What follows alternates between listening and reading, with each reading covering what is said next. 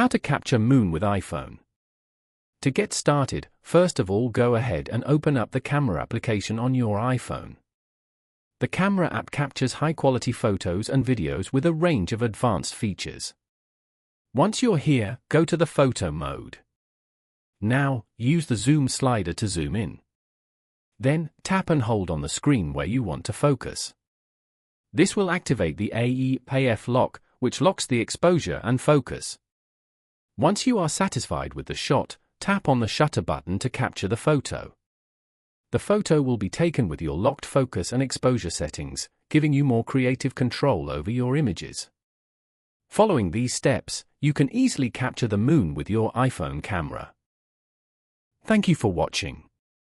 Please leave a like if this tutorial helped you, or leave a comment below if you have any questions related to the video.